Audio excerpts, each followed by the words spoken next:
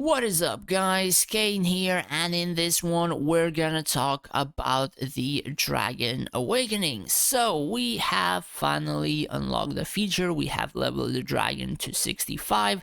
Now, to more or less talk about the bulletin board. So, quite a few people thought that the dragon can go to level 70 just because of this particular update. This update more or less changed it so the awakening level would be attainable by people that are not Castle 55.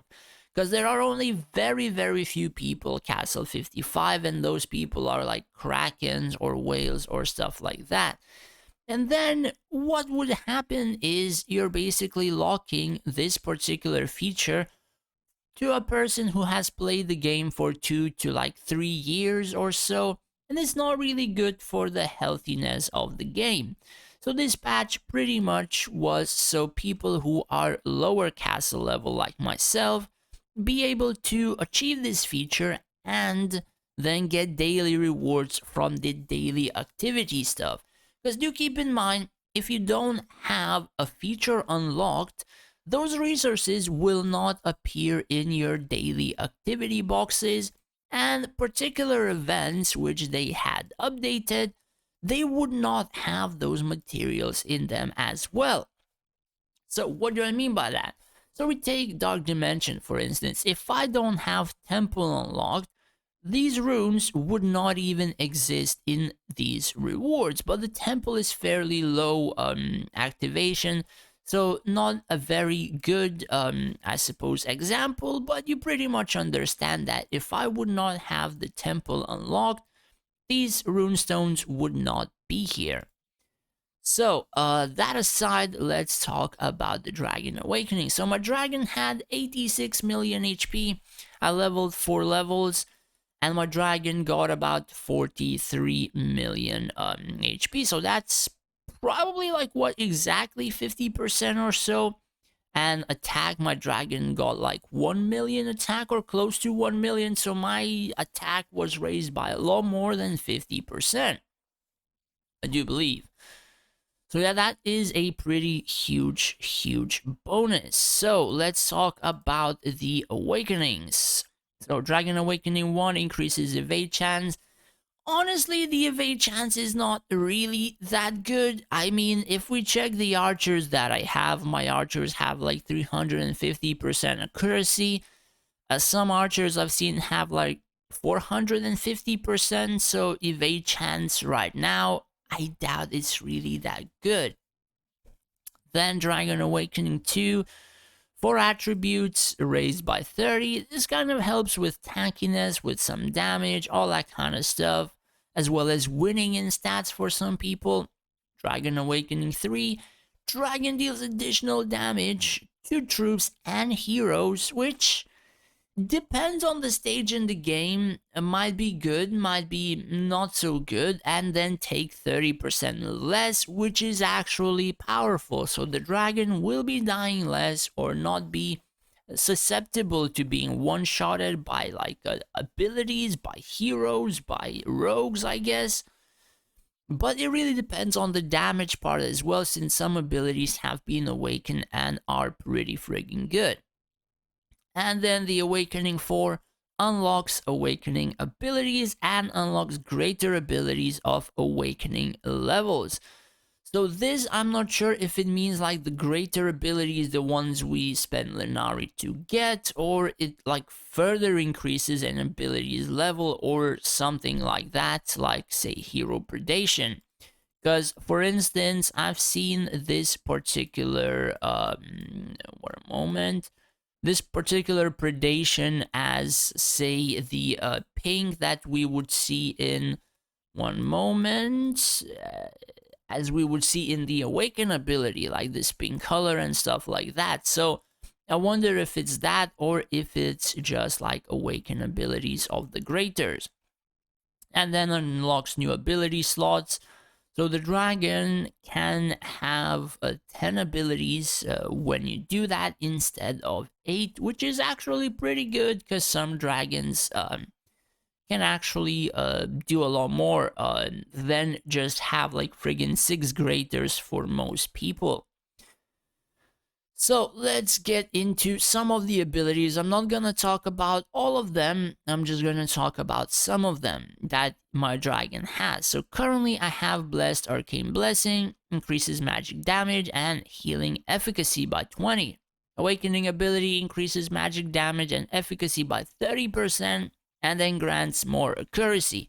So I'm not entirely sure if the dragon's area damage like Aura Blast or Swell or Incendiary skills can miss, but if it does, then this is a decent buff.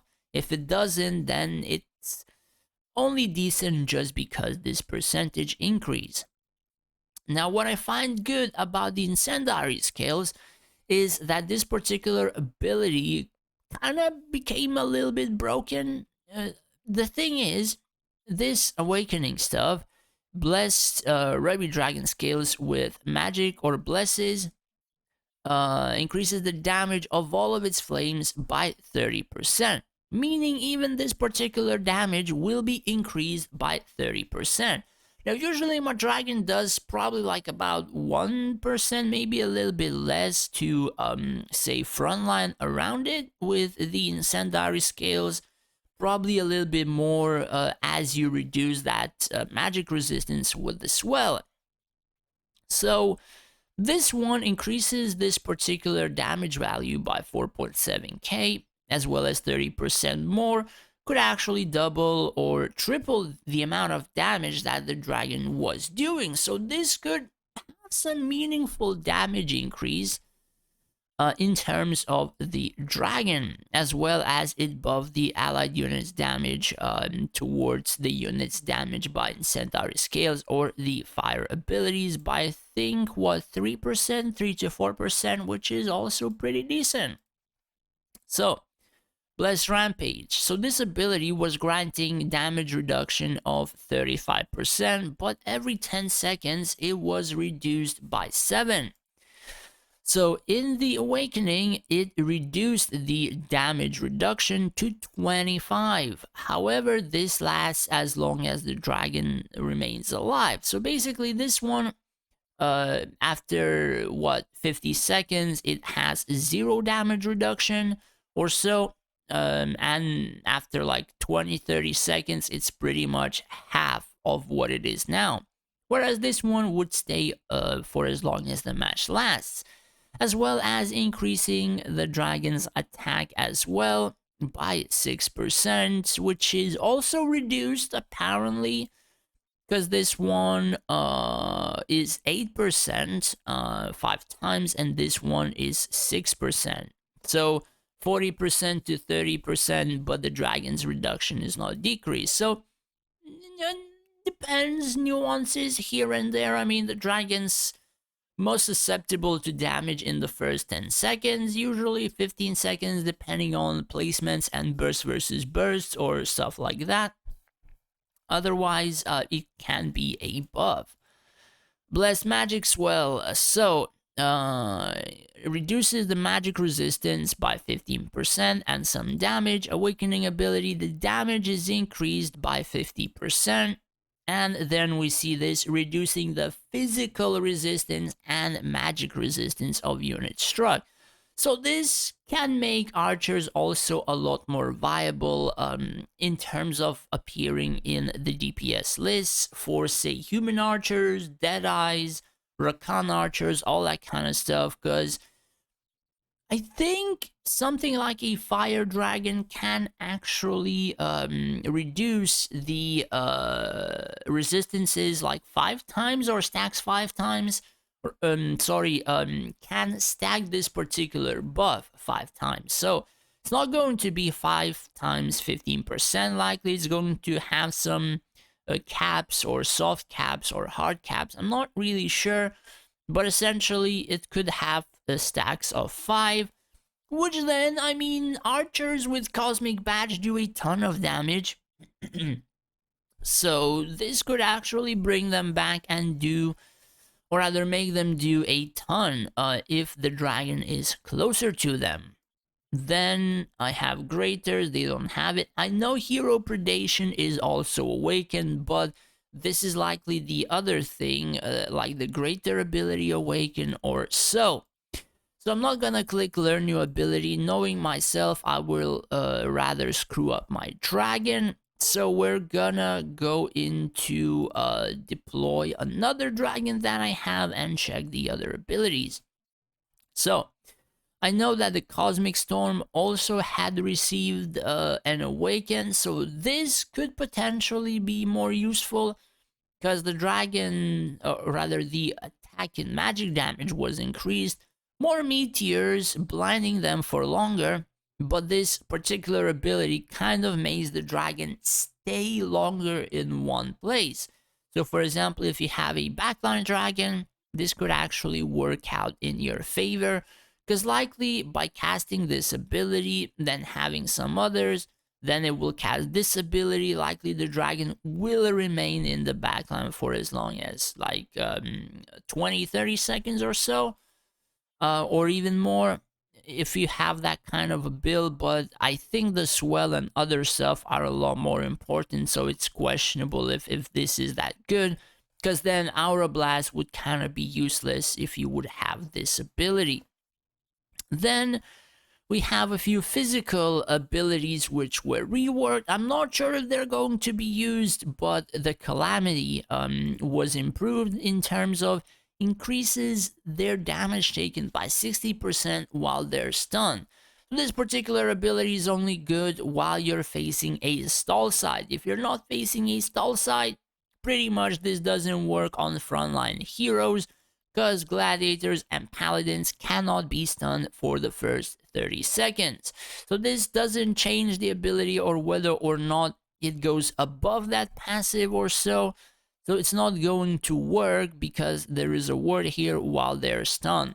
Pretty situational, still kind of questionable if that good.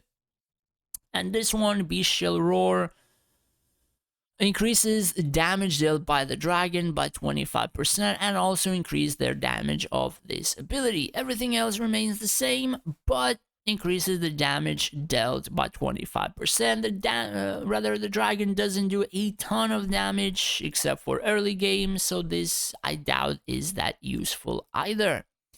And then we have Conflagration as the last Ruby Dragon ability. Pretty much increases the damage of the conflagration and makes this ability cast every 45 seconds. But this doesn't mean anything as the battle is pretty much sorted out in the first 20 seconds usually. Like you lose either half of your field of heroes, of your army, of your archers, even your dragon, and this doesn't really pose that much of like a huge value. So yeah, that's pretty much it. We're gonna check other dragon abilities in the next videos and we're gonna talk about them as well. This is pretty much it for now.